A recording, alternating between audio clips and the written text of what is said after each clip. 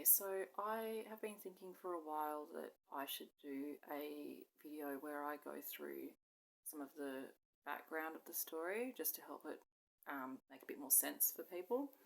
So, yeah, just to begin, so my charges, well, actually, the first thing I should get straight, I haven't actually been charged with anything yet.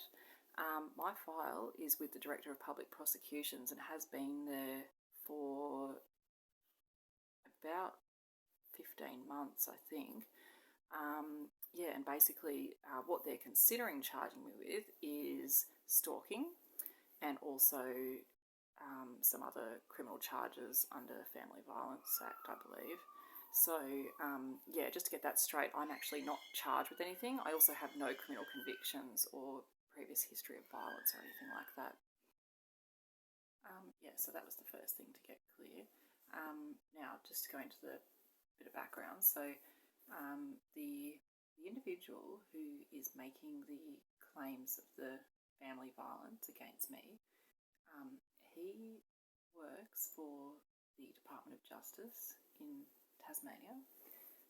He has been part of the electronic monitoring program as a team leader, I believe, and he is some kind of a team leader there. He's worked there for well over 12 years now, and he also works out of the Magistrates Court in Hobart. So basically what I'm saying is that, yeah, he knows a lot of people, including magistrates, and he's also good friends with a police prosecutor as well, at least one that I know of.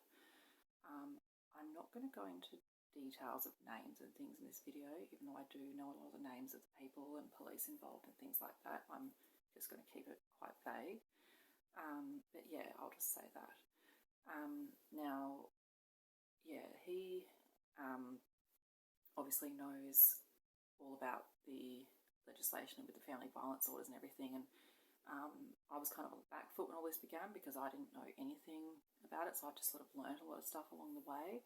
But yeah, obviously he knew all the right things to say. He knows, you know, what, yeah, he knows the system. That's what I'm saying. So anyway, basically this all started when, oh, sorry, just a second. Okay, sorry, the rest of the story will have to be told in the dark because I'm just also getting my daughter to sleep. So what I was saying is that,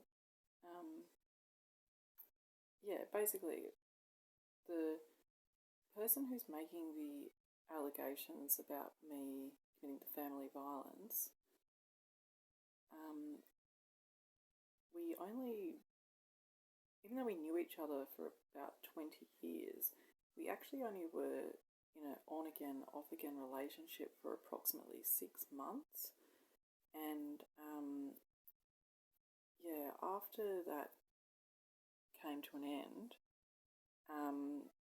he went and applied for a court-issued family violence order against me, and he changed it that we had been in approximately 1.5 to 2 year relationship, and we had lived together as well, and he wrote that it was a serious committed relationship.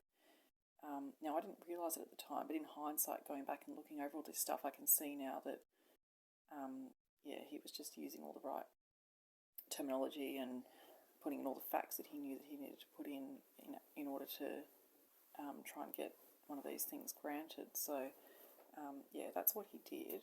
Now, that was actually denied in the Magistrates Court because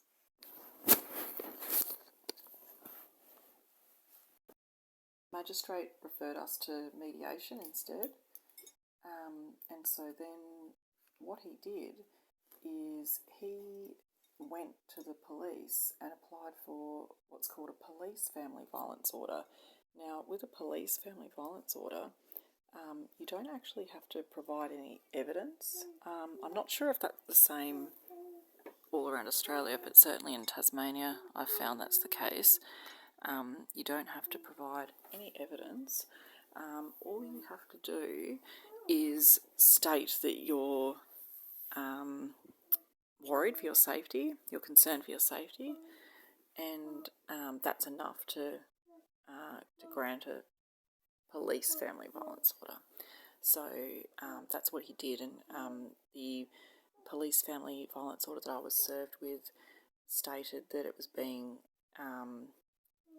issued on the grounds that that the police were worried that a family violence incident might be likely to be committed in the future by me. So it wasn't even saying in there that they even believed any family violence had occurred even in the past, but just that they were saying that they thought it was likely that it might occur in the future. And so that's why they were taking one out on me. And he just wrote things in there about how he's really scared to be at home by himself, and he's also worried about his son, that I might go to the school and try and do something, or try and come to their house and do something, and that I have a mental illness, which is true that I do, but I really think it's disgusting that he would use that as something in his application, basically to say that he's scared of me because I have a mental illness. Anyway, fast forward to later on in probably about, I suppose it was actually about a year later, that this was still dragging through court. Every time I'd go to court, it would just, the police would say they need more time to work things out, and it was just dragging on, and by this time I was already pregnant with somebody else, which I think also should be proof that I wasn't stalking him or obsessed with him or interested in him at all. But anyway, it was around the time I was actually due to have my daughter, and I took my then lawyer's advice, which was just to say that I'm guilty of the charges of the family violence, and that she would write me a plea mitigation, because nothing was actually serious anyway that they were alleging. But she just said, if you do that, then basically this will all go away and you can just get on with your life. And I thought, well, that'd be nice before my daughter gets here. Anyway, it wasn't until the actual date of court that that my lawyer rang me up and actually said that she'd only just found out that when you plead guilty to, or if you're found guilty of 3 or more family violence charges, that you can actually go to prison. And I was being accused of 5 and pleading guilty to 5. But then she still said, look, it's fine because they're not serious or anything, so everything should be fine. So, I just still naively just sort of did what the lawyer told me and pled guilty. And then when it did go to court, the magistrate said, well, none of this is serious, so she's not even going to record a conviction. And, it made me realise then at that moment too that had I have just kept saying not guilty, which I'd been saying all along and which was true, I don't even think that the magistrate would have allowed this to go any further. I think it would have all got dismissed, but anyway, it would have been a different story then. So, so now this is where things get really interesting. So, I was in the hospital. I had just given birth to my daughter, and I think she was about either 1 or 2 days old, and my phone rings, and it's the same process server who had served the previous documents on me, and she said, she was so sorry about this, but she had another document to serve on me. And this is when, I'm in the hospital with my newborn baby. When I finally received that document, it was a application to extend the family violence order for another 12 months.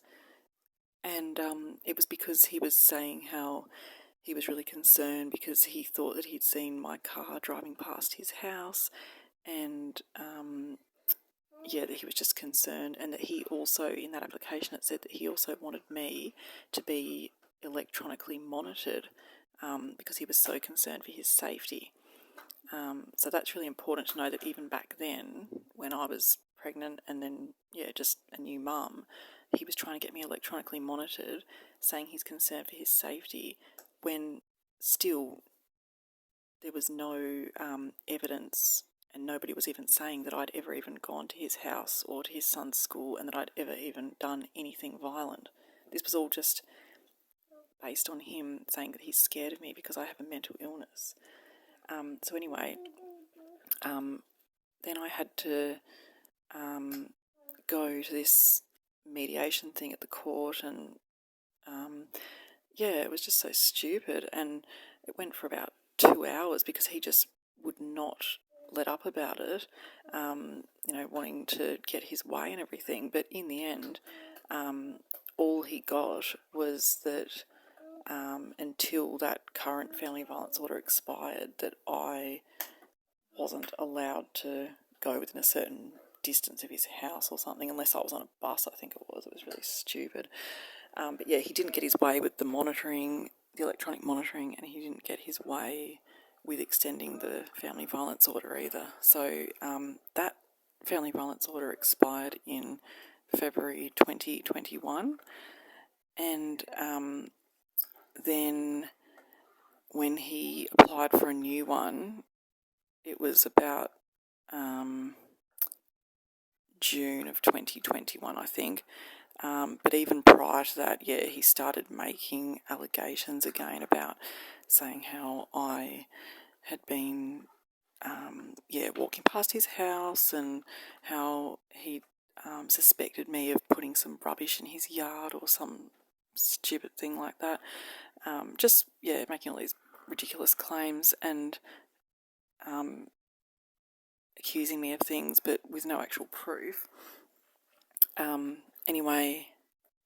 Because my family all live in the same street as him, unfortunately, and it's less than a kilometre from his house, he also was making allegations about how he kept seeing me in the neighbourhood and things like that. But it was when I was actually either visiting my family, or later when my house got flooded, I was living there for a while.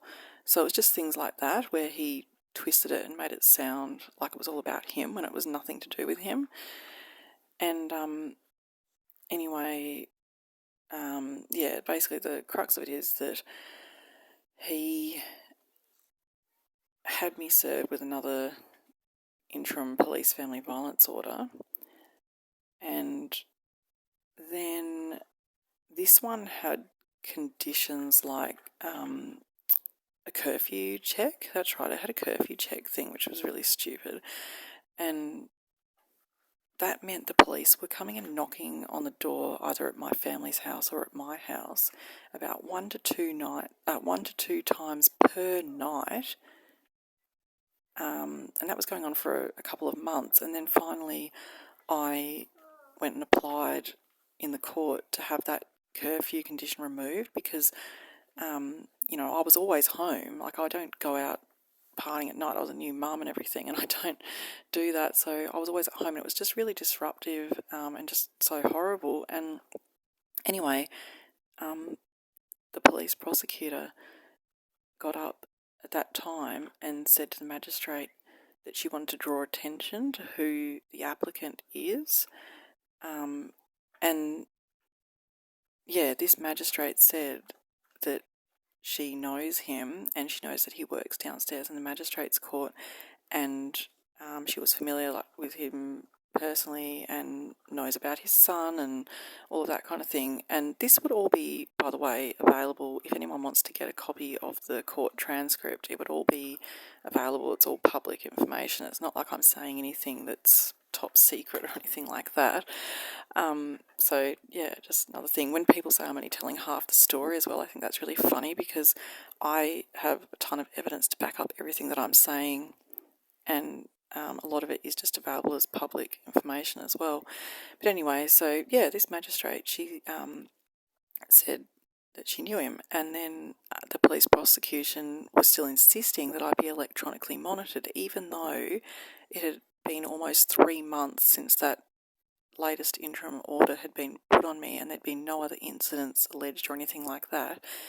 Somehow he still got his way, and without a risk assessment being done on me, without any correct procedures being followed, because I have no criminal convictions, I'm not violent or dangerous or anything like that.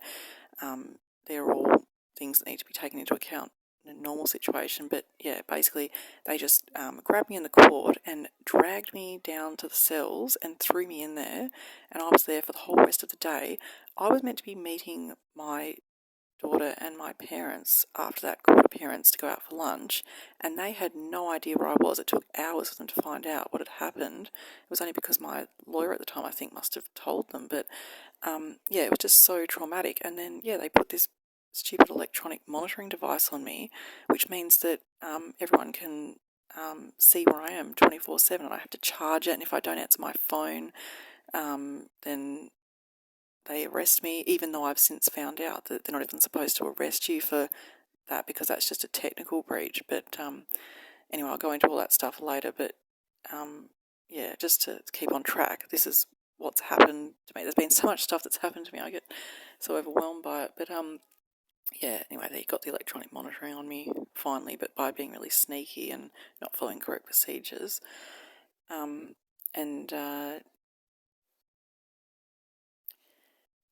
Yeah, and the other thing I want to clarify is that I've switched lawyers now. So when I'm complaining about my lawyer not telling me that I could apply for Supreme Court bail, that was a lawyer that I've since gotten rid of, and I did put in a complaint about her to the I